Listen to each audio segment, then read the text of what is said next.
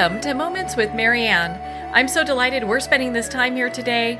We have a very inspiring show coming right up with special guest John Schneider, and he's here today to share with us his second annual Beau's Extravaganza.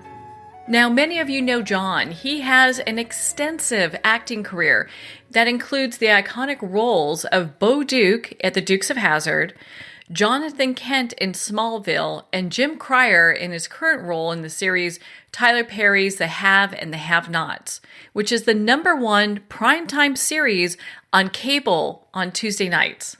John is also a celebrated country music artist with 10 albums to his credit and 4 #1 singles on the Billboard country charts. In addition to his entertainment career, John co-founded the Children's Miracle Network, which is a nonprofit organization that raises funds for children's hospitals, medical research, and community awareness of children's health issues. Founded in 1983, they have raised more than $4.7 billion, which is distributed directly to a network of 170 hospitals. So join me in welcoming John Schneider to the show. Hey, thank you. I'm so excited. We have our second annual Beau's Extravaganza. And of course, you know, I was Beau on the Dukes of Hazzard, so we are theming this whole event last year and this year after the Dukes, which is appropriate because this is our 40th anniversary since the show started to air, which kind of scares me that I can say that, but it's true. So we've got music, exciting, and food, right? fun. Yeah, well, it is. It's exciting because, you know, especially when you consider the alternative. So, So I'm excited to invite everybody to come out and have a great time at my birthday party. That's what it is. My birthday is actually April 8th, and this event is April 6th and 7th. And I'm hoping I make it to my birthday because on April 6th, I'm going to be jumping the General Lee, which is a car, something crazy like 75 feet or so, off the ground. Wow. And I'm excited and a little, what's the word? Scared. That's the word. I'm a little trepidation. Is it going to wrap you in bubble wrap before you go doing that? It sounds funny. pretty scary. No, I think they're going to give me a helmet and a soft pillow. Oh. I trust the stunt guys, but you know, it's I'm 58, and I'm thinking. I remember I used to say, "Friends don't let friends over 40 jump cars," and 40 was a long time ago. Yeah. So we'll see, but I'm going to do it. And there's going to be hopefully thousands of people here to witness this insanity. And then after that, we've got great music from folks like Cody McCarver from Confederate Railroad. We've got Keith Burns from Trick Pony. We've even got on Sunday, after our stunt guy does this big jump in the car, he's actually going to do a turnover. And if you've ever seen a stunt man do a real honest-to-God turnover, then you want to come out and see that. But after that, we've got Kid Rock live and in person on stage for my birthday, and I'm very excited about that. He's been a friend of mine and a Hazard fan for a long, long time. So this is a great opportunity to come out to a venue in Holden, Louisiana, and see somebody. I mean, you'll be right there with somebody that last time he was in Louisiana, he sold out the Superdome. So, you know, it's pretty exciting. Well, and talk about, you know, selling out. I understand you still have a few VIP tickets left, and they're going like hotcakes. We have some tickets left, and they are going like hotcakes. I honestly don't know if we have any VIP tickets left. Ooh. I don't think we do. We have general admission, and it's for Saturday and Sunday. You can get either a ticket for either one, or you can get a ticket for both. And it's not much. I think it's like $40 a day. It gets more expensive as you get to the gate. So what I would say is, if you want to come, and please do, it's going to be the biggest party that anybody's had, even by Louisiana standards. I mean, Kid Rock, come on. Sarah Collins is going to be here. Bo Bice is going to be here. We've got helicopter rides and the Clydesdale horses, and did I say Kid Rock? I think I did. And jumping cars. And so if you really want to get an incredible deal, then go to John Schneider Studios online or Bo's Extravaganza online and get your tickets now. I think they're $30. I mean, it's crazy. Yeah. You can buy a beer. It's really affordable. At a Kid Rock concert. You can't get a beer at a Kid Rock concert for $30. I mean, maybe you can, but you certainly can't get two. Yeah. So anyhow, yeah, it's going to be so much fun, and I've checked with the good old Farmer's Almanac, and apparently it's going to be just like it is today, which is one of the prettiest days I've ever seen. So I'm excited about that. And we also have, I just was watching them set it up this morning. We've got a carnival for the kiddos. So kids 10 and under get in free. And we've got carnival rides. We've got a carousel and a little Volkswagen Beetle bug race. We've got a little roller coaster and even a Ferris wheel, which is great. It's a big Ferris wheel. I rode on it a couple of weeks ago, so it's great. It's fun for the whole family. Crawfish, of course, food for days, music for days. We even have helicopter rides and a knife thrower. We've got a friend of mine coming in who is a knife and tomahawk thrower. So when I say extravaganza, I mean it. You do. And I understand that there's, aside from all the great things that are going on, I mean, if they get their tickets ahead of time, I mean, there's different lodging options. There's plenty of parking because it's not like, it's like 58 acres or something like that. There's 58 acres here. Actually, there's 70 acres here because we got a hold of the property next door so that we could park people there. So we've got 70 acres for people to have fun and people to park. And I don't think parking is going to be an issue at all. We've got a bunch of great volunteers who are going to help people park. And it's going to be a big time. We even have golf carts to haul people around. And if we have handicapped folk, we've got handicapped golf carts to bring people into the festivities. We have a car show.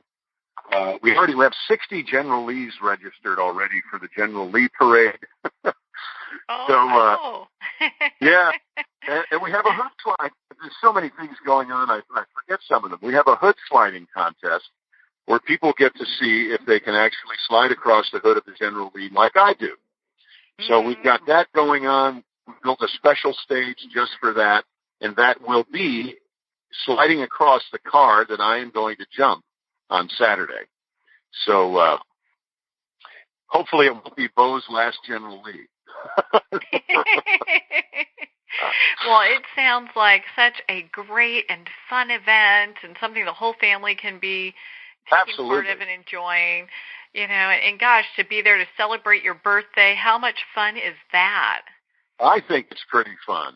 And I tell you, last night a guy showed up with 2 cars, and I felt like a 7-year-old again because I actually grew up watching this man on television.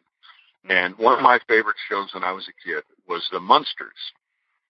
And Butch Patrick, who played Eddie Munster, is going to be at our event. And last night he showed up with the Munster coach and the dragster coffin from the Munsters. And that is parked in my backyard. Those both are parked in my backyard right now.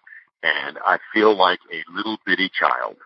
Oh, my gosh. That is too much fun. Well, and you're I heard like the Love Bug's going to be there and a few other vehicles. Oh, my gosh, everything you can imagine. Yes, we've got Smokey and the Bandit cars. We've got the Smokey and the Bandit, I believe it's the actual one, the Snowman 18-wheeler tractor trailer with that beautiful painting on the side. That's going to be here. And he's coming all the way down from Ohio, I believe. We've got somebody in the General Lee parade that is bringing their General Lee from Adelaide, Australia. So it's just wild. It's the greatest thing. We got people coming from all over the world to enjoy themselves, to have a big time on April 6th and April 7th. Listen to music. These people from Australia, I guarantee you, it will be the first crawfish they've ever eaten. So I want to get a picture of that.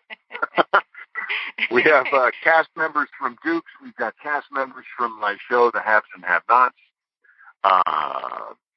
So it's just great. I can't wait. Can't wait for it. And I assume we're going to have a big birthday cake when it's all over. Oh, I bet you will have one, especially after you go jump the General Lee, right? Yeah, well, yes. Yes. I'm not too proud to admit I'm a little scared. So, yeah. So come on out for Saturday and watch that. Say a prayer, hold my hand, say a good wish, cross your fingers, and watch me jump my first General Lee ever. Well, and I understand you also have a free app that people can download so they can learn yes, about. I sure do. Music. If you want to get more information, you get the concert schedule and everything, the whole schedule of events. The easiest thing to do is get the John Schneider app. And it's SCHNEIDER, by the way. So the John Schneider app is absolutely free. You can get it on your Android or on your iPhone. And it'll give you the schedule of events for Beau's Extravaganza. You can buy movies and music and find out where we're touring and the whole thing. But most important, it'll tell you exactly how you need to get to Beau's Extravaganza.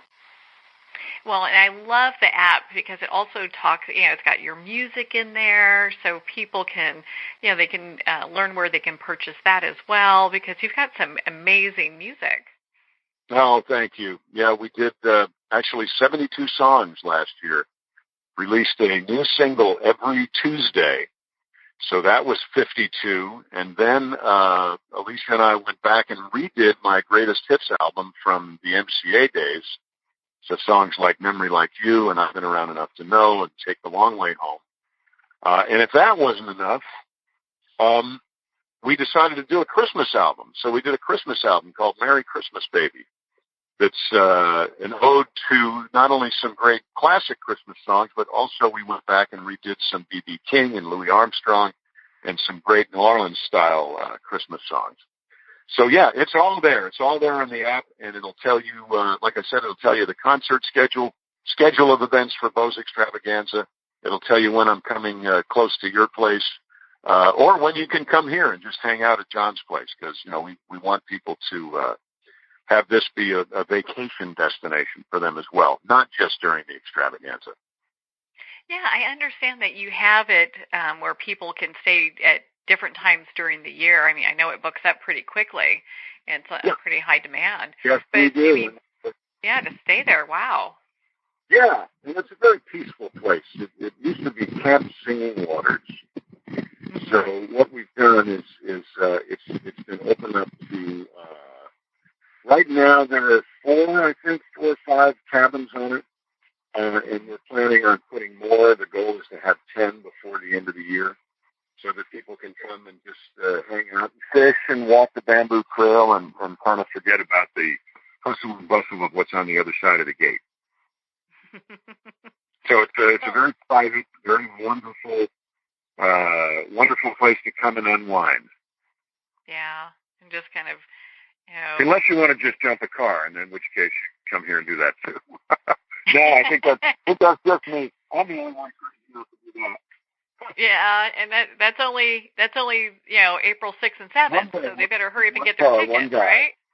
One birthday, yes. So you can get a ticket. You can get individual tickets. One you can get Saturday and Sunday, or you can get the whole weekend pass. And again, that's at beausextravaganza.com, or you can get the app, and it'll take you right to there. Pretty simple, pretty straightforward, and we're going to have a lot of fun. I hope everybody's going to come out. Yeah, well, I'm sure you're going to have a lot of people showing up for this, and, we wish you a happy early birthday, because we know you're going to have such a blast. Yeah, of course. My goodness. Yay! I can't wait. And wait till you see the house with my mom's old house is now Miss Shirley's, which is where we have our T-shirts and hats and music and stuff. It's in a museum. So come out, and you can't miss it. It's the only house with a General Lee mid-flight right over the front porch. And it's a beautiful faux painting. It looks like people think it's a real car. It's not, but I tell you what, come on, get your picture taken as the General Lee flies over your head, and I promise you'll be the only one in your neighborhood with that picture. And it's the only place you can get it. That is pretty cool, and what a great story that is. My goodness, there's just so much fun and history, and gosh, people are going to be able to see celebrities, and we talked about Kid Rock. I mean, you've got a lot of great things happening. We've got a lot of stuff happening in one beautiful spot, April 6th and April 7th. The biggest party in Louisiana that weekend by far is going to be right here. If you're a Munsters fan or a Dukes fan or a Haves and Have-Nots fan or a country music fan or a Kid Rock fan or a helicopter fan or a Prairie Seed fan, come on out. We're going to have so much fun, and we can't do it without you. Well, John, thank you so much for taking the time to be on the show with us here today. It's my pleasure, as always, and I look forward to seeing you and talking to you again. Yeah, of course. We're going to do this again before you know it. I'm sure you'll have some more. Yeah, after I come to the car, hopefully. Well, we're going to ask those stunt guys to give you some extra cushioning. Yeah, please. Please. Well, on that note, we're going to pause here for a quick break. We've been speaking with John Schneider in regards to his second annual Bose Extravaganza event, which is coming up again on April 6th and 7th. If you'd like to learn more about that, please visit boseextravaganza.com for more information. You've been listening to Moments with Marianne, and we'll be right back after these messages.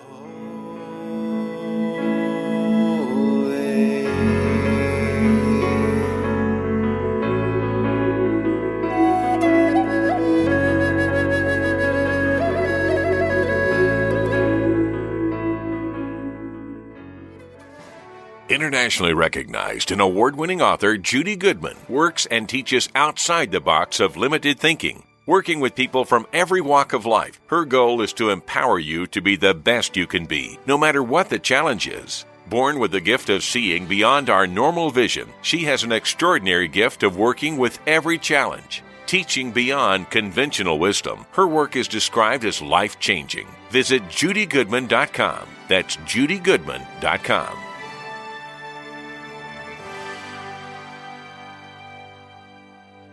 There comes a moment when you realize you're somewhere special, when you discover that each beautiful creature that you see has been rescued from a life of absolute horror and brought to this incredibly free place. Here's where their lives were forever changed and where yours will as well. Discover over 500 tigers, bears, and lions at the brand new visitor center at the Wild Animal Sanctuary just outside Denver. For more information, visit wildanimalsanctuary.org. Discover true freedom at the Wild Animal Sanctuary.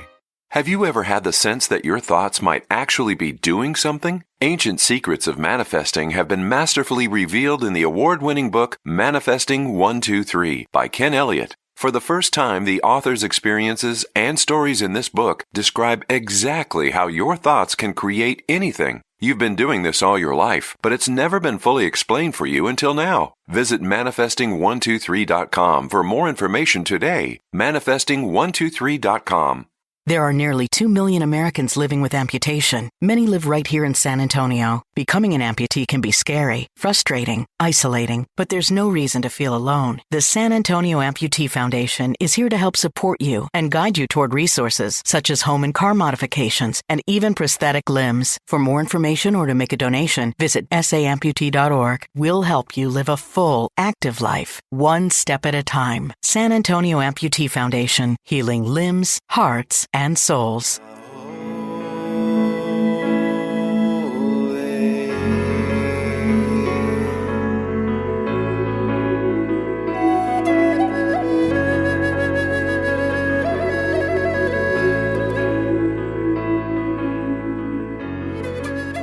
Welcome back to Moments with Marianne. We're here today with our second guest, Georgia Foster, who's here to share with us her new book, Drink Less in 7 Days. Georgia is a clinical hypnotherapist and voice dialogue trainer. She qualified with distinction at the London College of Clinical Hypnosis in 1996. She then went on to become one of the college's senior lecturers before venturing out on her own to build her online products while running her busy London clinic. Georgia now resides in Melbourne, Australia, and specializes in alcohol reduction, emotional overeating, self-esteem, anxiety, and fertility issues. So let's welcome to the show, Georgia Foster. Thank you very much. Thank you for having me. What a pleasure it is to have you here. And my goodness, Drinking Less in 7 days, it's getting some great reviews. You have to be pretty proud as an author. Yes, well, it's a big passion of mine, helping people to recognize that they can drink less alcohol. And I think there's a big audience of people, men and women, who secretly know they drink too much, but they just don't know what to do. So they worry, that they have to abstain. And ironically, that can make people drink more and make them think they've got a bigger drinking problem. So I love the fact that now I can share my special work with more people through the book. Well, and so what inspired you to write this book? Well, you can probably tell I'm Australian, but I lived in the UK for 22 years up until 2 years ago, and I became known as I'm a clinical hypnotherapist, and I specialize in a particular psychology. And the one thing that I feel very passionate about is helping people understand that the way they are right now is a habit, an emotional habit. And even though in the old days, when I was as a practitioner working in my clinic, a lot of people were coming to see me with, anxiety and stress and insomnia and social confidence, and there was always this little edge to it that, Georgia, I've got these issues, but I also drink too much. And I started to realize that this was actually the key, is that they were drinking to alleviate these emotional symptoms. And at the same time, I myself was very shy, and I still drink, don't get me wrong at all, but I myself had some social anxieties and very low self-esteem issues. So for me, at the same time, I was working on myself and just getting some great results. So I secretly, not necessarily in the outside world, but between friends, one client would be out drinking and then her friend would say, well, you don't drink as much. What's going on? And she said, oh, well, I went to this girl. And it kind of started from there. It was just purely organic. And then it sort of became a bit of a bigger picture in London and went from there. Kind of just developed from there. Well, it's really interesting because I think a lot of times when people look at alcohol consumption, they kind of wonder. It's like, hey, do I fall within that category that I'm drinking too much? And so, what are some tips that you can, or some ways that they can kind of evaluate, if they're just socially drinking, or have they really, is it really just too much? Yeah, I mean, it's an important question to ask, because I think a lot of people feel that they may be, in that moment, do I belong in AA? Do I belong in an addiction group or whatever? Look, I think that if your drinking is the point where it's starting to really affect your professional life, your financial life, your family life, and the alcohol is becoming more important than the issues that you should be, focusing on, then I would suggest some sort of, strong counselling, some going to your doctor and getting some advice on where to go. But I'm talking about, that 28% of Americans binge drink, and 28% of those people are people who are hardworking citizens of life. They have, jobs that they hold down. They have children and households that they run. They run companies. I have an online program as well, a digital version, which is obviously for the people who don't like to read the book, that feel a bit embarrassed, because it's one of those books you keep in your handbag. Not because I'm embarrassed, but because people are worried, people think they've got a drink problem. But, when they don't. But, I'm saying that there's a lot of, I call them, middle ground drinkers. They know they don't want to abstain, but they just have got themselves into a bit of a drinking rut.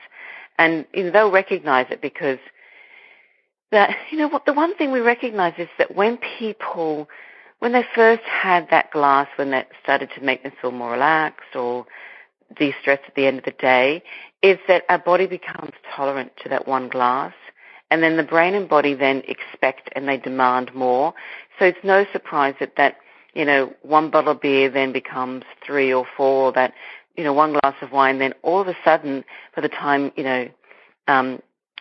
example, somebody's standing there in their 40s and think, well, I went through college and I got myself a good job and I've had the kids. I kind of thought I would have got a handle on my drinking by now because I'm old and responsible.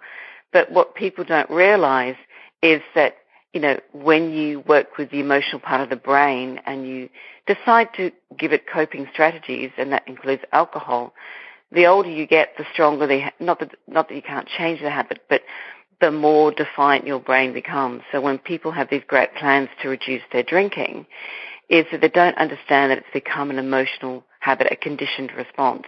And that's what my program is about, is getting people to change that emotional conditioning in their brain through the power of hypnosis. Well, and I'm so glad that not only that you wrote this book, because I think a lot of people, when they look at drinking, because it can be like a little bit of a taboo topic. Some people are like, they may whisper about other people drinking too much or overindulging.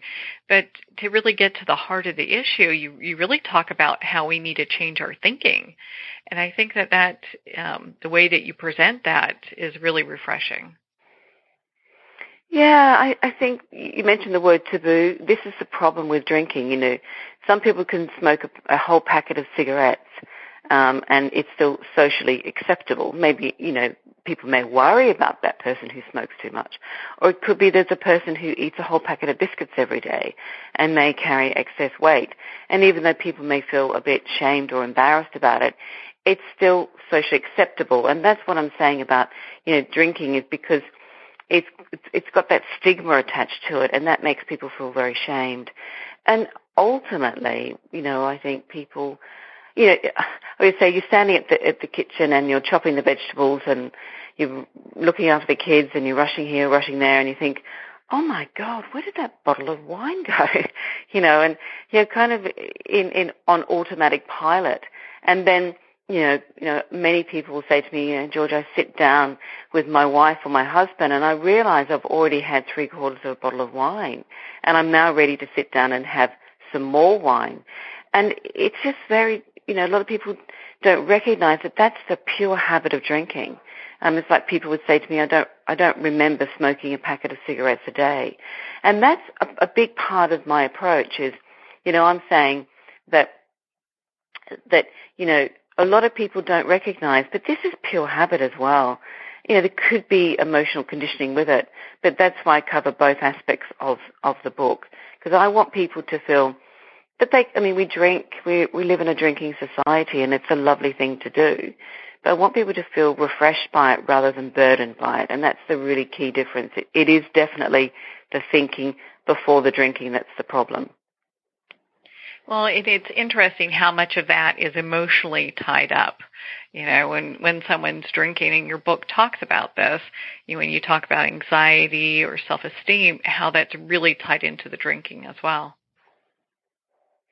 Yeah, I specialize in a fantastic psychology, and the psychology is that we're all made up of many parts or sub-personalities, and there's a particular personality trait that I call the inner critic, and it's the part that, we're all born with an inner critic, but it's very much the boom, doom, gloom. It'll say things like, you were terrible in that meeting, or, the mums at school gate think that you're whatever, or, my husband thinks that I'm too fat, or my wife thinks I'm not earning enough money. And all of those things are not driven by that person. It's driven by a particular trait.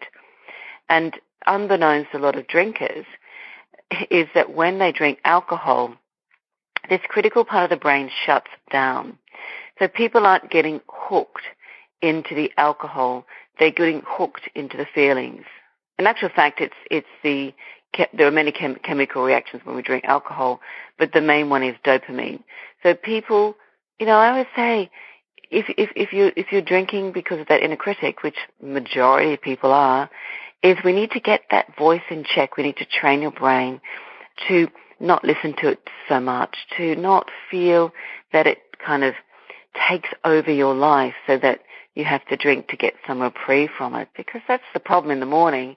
You wake with a bit of a hangover or feeling a little bit under par, and the inner critic is back there going, oh my God, why did you drink so much last night? Who did you email? Da, da, da, da. And then the whole anxiety kicks in again, and the vicious cycle of, I promised myself I wouldn't drink today or tonight, and then people tend to go into default position. That's really the point I make, is it's the default position that I talk about that we change. Yeah.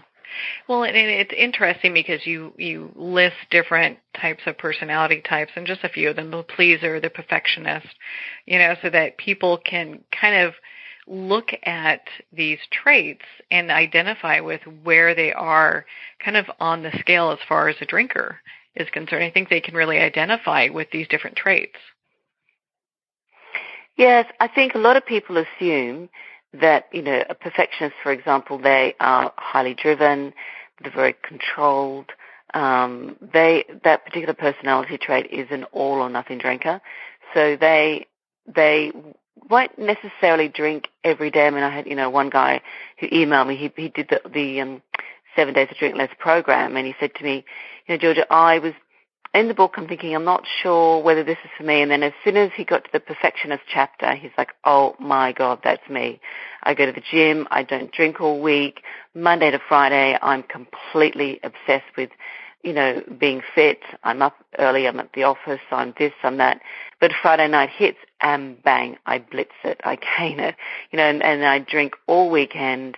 I'm always in the doghouse with my wife. And, said, now I've joined your program, I realize now that I was just very much, an all or nothing person.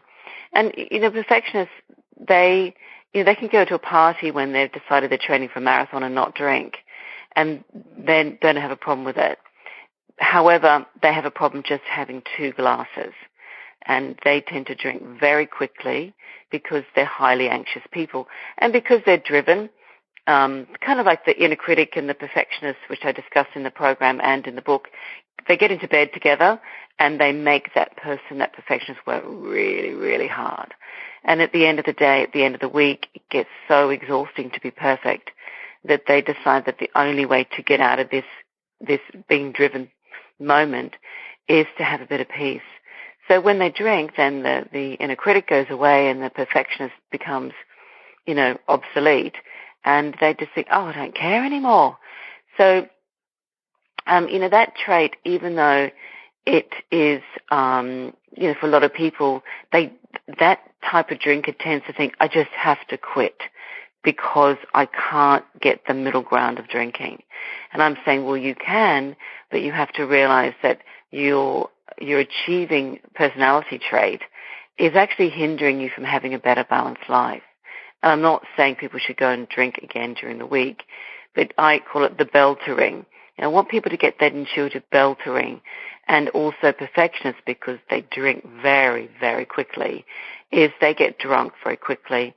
And I teach them to train their brain and body to drink much more slowly so that they're drinking in a paced way so that they don't need to drink to oblivion, and they have that logical state still is there while they drink. And then we get the bell to ring, which is a good thing to do, because perfectionists, they end up being very much the person who doesn't drink for 3 years or ends up just quitting completely. And that's not a bad thing either. I mean, I'm very much pro people not drinking, but I'm not supportive of people who are critical of people because they decided it was their way, that other people have to join that way as well. And the other personality trait is the perfectionist. And the perfectionist is the drinker who drinks pretty much every day. Unlike the perfectionist, they're not good at alcohol-free days. They try, and they really, now and again they'll do it because they've had to have knee surgery the next day, and they're thinking they have to not drink. And the reason why they don't abstain from alcohol a lot is because they're the nurturers of the world. They want to make sure they're loved, and it may seem like a weak personality trait, but it's a very powerful personality trait because pleasers are very liked, they're loved, they can attract bullies because pleasers try to kill the world, and they, at the end of the day, are so tired of running themselves ragged, looking after other people, they will drink to just escape. And they tend to be, well, that's not true necessarily, but pleasers tend to like solo parties. They tend to drink when the kids have gone to bed. They just need to I've just got to have some space from the outside world. I'm just tired of looking after everybody. And they will drink heavily quite regularly because they see this time as their only space to be. And also, if you meet a perfectionist and a personality, both those traits at a party, the pleaser may be on a diet trying to lose weight, but will be coerced into drinking to please the host of the party, whereas the perfectionist is like, nope, nope, nope, which will really irritate a pleaser. But also, you can be a bit of both. A lot of people are very driven at work and would resonate maybe with the perfectionist personality trait, but once they're home with their children, they're very much the nurturer. And it could be vice versa, that in the professional world, they're very much the nurturer, maybe manage a team of people and have to be very emotionally intelligent and on the ball with people. But once they've done their bit with everybody, like, all right, I'm going to my own space, and can be very high achievers with their personal lives. So, there can be a crossover. And I always say to people, whether you buy the book or you do the more private version, which is online, you realize that, these personality traits are brilliant because they get you somewhere. They make you feel connected to life and people.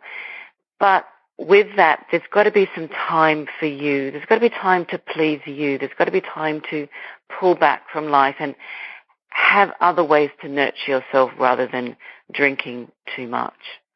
Mm-hmm. Well, and that's what I really appreciate about your book, is it brings that to light and talks about, finding healthier ways to deal with stress and anxiety.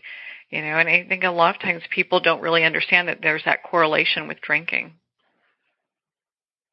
Yes, once your brain starts associating that alcohol is your moment to have some space, then that is when, there are other options. And, I sound boring to say it, but, your brain does like to do other things as well, but it just needs the practice. And that's why the hypnosis on the program is really important.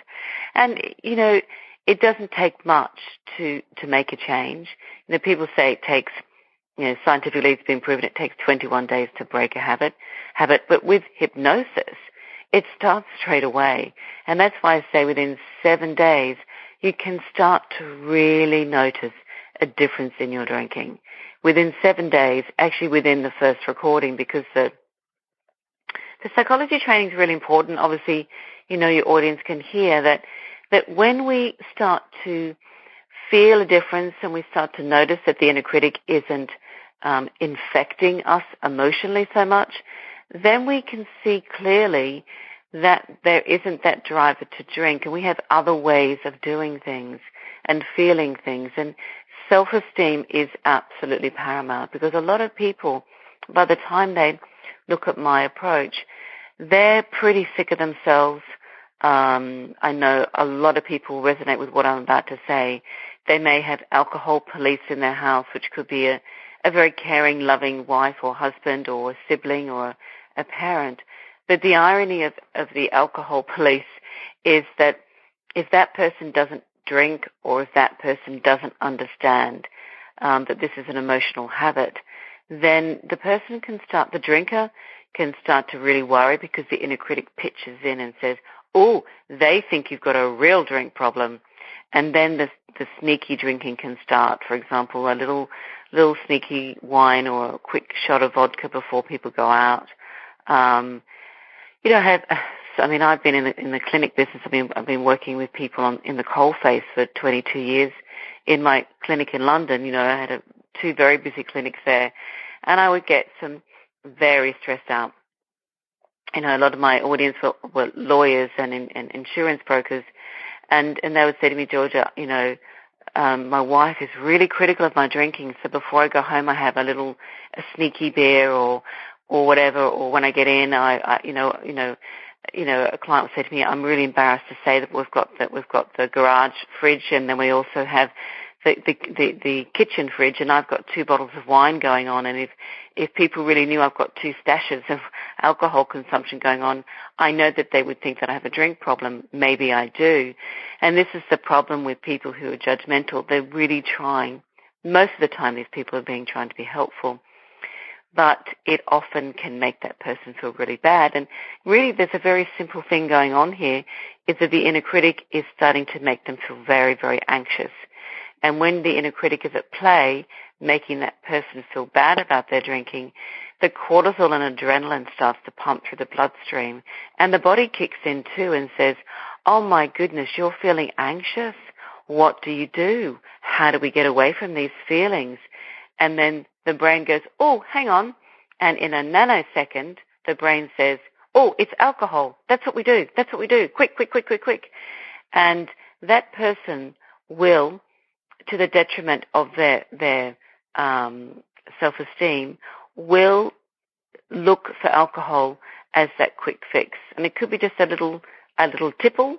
It could be just that little get the edge off glass. But even that one glass can make them feel really bad because they feel they're hiding something from the world. And a big, big part of my program is getting out of that mindset, because that can be the beginning of concerning drinking. Well, it sounds like it can be like a downward spiral as well, because you've got the guilt and the shame and, just feeling like, gosh, I should have done better, and then, the drinking to kind of deal with those emotions. Well, once people get labeled in their own head, then that's when the tricky, exactly, I mean, that was going to be the next thing to say, is that, I encourage people to recognize that this can be the slippery slope. But that slippery slope, you can get your mind into a different mindset. Because I think once people feel labeled, once they feel they're boxed, once they feel that they are in a situation where they're not managing their lives, that's when things can get out of hand with the alcohol. And that's when people start to think, well, you know what, this is who I am and this is who I'm going to be. No, I'm not. There is a percentage of people who will need to quit drinking, and I do not, suggest that this is not for people who belong in Alcoholics Anonymous. I think that there are many different ways of dealing with life, and people who've gone through a lot of trauma, a lot of people who've been in abusive situations, a lot of people who there is a lot of psychiatrists, say that if you have been drinking from a very early age, like I know some people started drinking when they were like 11, and a lot of parents who've given children alcohol way too young, or have watched parents drinking in an abusive way, is they may be that person because of the emotional destruction that's happened over a long period of time. It's just easier to quit. I'm talking about the person who had generally, and I don't mean that in a negative way, a normal way, but have had a fairly balanced childhood. And got to college or decided that, they went into the bars and, decided that, drinking was fun to keep up with their friends and all that sort of stuff. That those people assume that, once again, as I said at the beginning of the interview, that they, as they get older, will just get wiser and smarter. But that doesn't necessarily happen to everybody, and that's the demographic I'm talking about. Mm-hmm. Well, I think it's important to make that distinction so people can, if someone's drinking and find themselves over drinking, they can go, I might not be ready for AA, but I want to be in more control of my life and being able to handle these situations that come up. They can really dive into your book, Drink Less in 7 days, and learn the tips on how to do that. Yes, yeah. I mean, it is my approach is a lot of true stories, like case studies, clients who have come to see me for drinking reasons. And I want people to know that it's like being a fly on the wall in my clinic for all those years.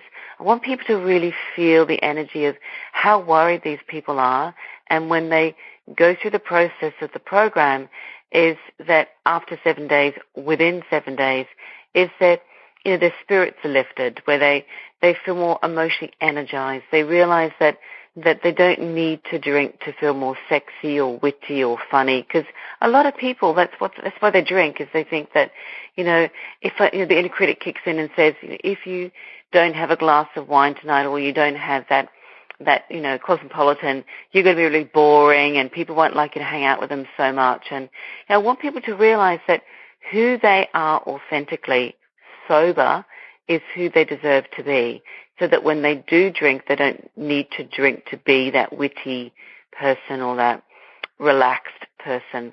And I want people to embrace the joy of when you feel that in your sober world, there isn't that emotional intensity to drink in ways that just make you feel bad about yourself and keep you in that vicious cycle of drinking that really isn't you. It's just something that your brain and body have trained themselves to think is the way it's meant to be. But, I think I need to emphasize that, that I've worked with a number of neuroscientists, and what we know is that the brain is malleable, it's pliable, it's adaptable to change.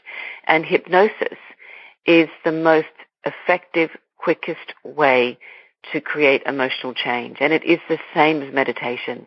The only difference with meditation is that there's an expectation to think of nothing or focus on your breath, or I'm not expecting, because perfectionists have a problem really relaxing, so they will get frustrated with meditation.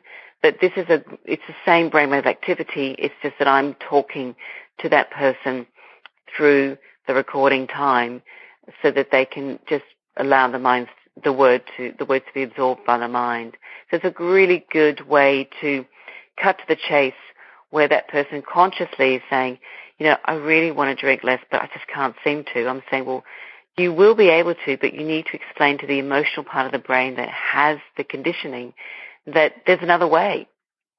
So it's a great tool for people not just to drink less, but to have a bit of time to themselves, to be in that space where they just chill out and have a bit of me time, that they have that time with the recordings is their me time rather than the drinking time. And that little bit of difference, makes a huge result, that person comes in from work and puts the hypnosis recording on to drink less, and they're in a calm space before they drink. And when you're in a calm space before you drink, there isn't this gotta have that drink moment. They're just calmer. They're happier within themselves. And that's the goal of my approach. Mm-hmm. Well, I know you offer options to help people on several other issues. Why don't you share that with us so our listeners can know the full depth of other, if drinking's not their problem, but maybe, binge eating is, so how can people connect with you and learn a little bit more about the other work that you do? Sure. Well, my website, which is georgiafoster.com, and on the website is people can, obviously people who drink can resonate with this, I assume, resonate with what I'm talking about, but the same rule applies to food. And people may say, but, I don't, I'm not a drinker, Georgia, but I love my chocolate. The same rule applies that when especially people who have a sugar addiction, they're not, the sugar, the body does crave sugar when you quit it, and then, it gets over it. It's the same thing. If you emotionally eat, the brain is expecting that food to calm you down, and food does, because if that's what your mind has assumed to be real, it will do that. It's a bit like somebody who has a fear of flying. I've got a great anxiety reduction program. Or somebody who just doesn't drink. They're not a drinker, but they have a very strong inner critic, and they recognize that it's starting to affect their lives, like they won't get that job because there's a public speaking situation there, or they won't get out of the relationship because they're frightened that they're not good enough and they won't be loved again. I have a great program for women called Cracking the Love Code, which is exactly about that, changing that emotional conditioning to attracting, rather than the loser guy, the guy who's going to be good for your self-esteem. But underpinning all of this I mean, my very favorite program is called Believing in You, which is my self-esteem program, which is the backbone to all of my work. And I think that self-esteem is really key here. So even if you're a drinker, there's that program. The food is an issue. The Weightless Mind is great for you. But if general self-esteem is something that you really like to focus on to improve your goals and start to realize that you are amazing the way you are and you've got incredible potential, then that will be the best program to use. Yeah. And I know you have different programs also for people who maybe, have problems if they're speakers or musicians. And so you've got, smoking. You've got quite a few other programs that people can look into at your website. Georgia, thank you so much for taking the time to be on the show with us here today. Well, it's been an absolute pleasure. Thank you so much. Well, thank you, Georgia. It's been such a pleasure to spend this time with you and, of course, to talk about your new book, Drink Less in 7 Days. Again, if you'd like to connect with Georgia, you can at her website, georgiafoster.com, for more information. Well, we're at the end of our time today. I would like to thank everyone for tuning in. You're listening to Moments with Marianne. And remember, make every moment count.